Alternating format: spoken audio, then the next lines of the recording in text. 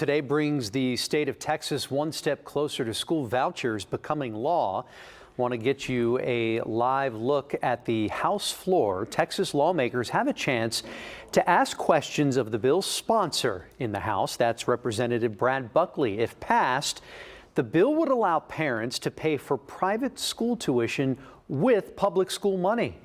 We have team coverage starting with Daniela Guzman in the newsroom. So, Danny, catch us up on what's at stake here. Well, we're still watching this closely, Andy, and it really depends on who you ask about this. Supporters of school vouchers say their children's education is at stake, and parents need recourse if public schools are not getting the job done. They need extra support. But the opponents say that using public school money to pay for private school would just further deprive already cash-strapped school systems. Now, let's break down the numbers for you here. The proposed Texas voucher program would basically allocate $1 billion in taxpayer money from your pockets to create education savings accounts. Now, eligible families would receive up to $10,000 per student per year to cover tuition and some other expenses. But critics say that may not be enough. That private school tuition can be really expensive, ranging as high as $25,000 a year.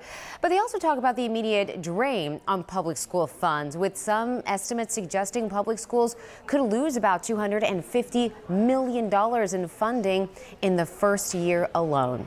So as lawmakers debate school vouchers, a school consulting company says that they are getting more calls for help. And for more on that, let's go to KPRC2's Rowan Belogan joining us live to break down why many are calling about private and charter schools. Rowan.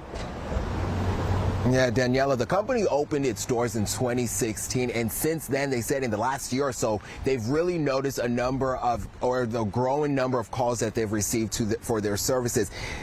First, due to the state takeover of HISD, and with all the conversations surrounding school vouchers, education savings accounts, they are now getting calls with people wondering whether if another school might be the right fit for their children. There is a great increase across the board of private schools. Applications this past year, we're hearing, are up about 30 to 40% to private schools.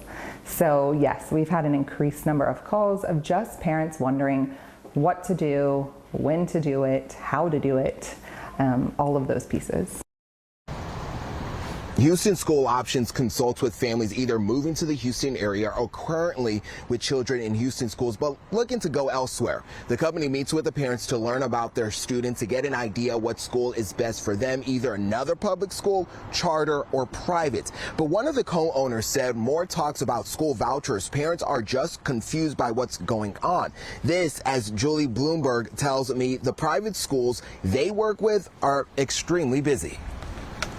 We call, and schools that typically would have space now are seeing, they don't necessarily just have space. And so that's why we work so closely with families to look at all of their options, not just focus on one or even two or three schools. Look at everything across the board and identify for their child what they're looking for, what they want, and what really feels right at this time for their child. Now, coming up at 5, we're getting a better idea exactly how many kids that families are reaching out for their services, considering taking their kids from public to private schools. Live in Ireland, Rowan Belogan, KPRC 2 News.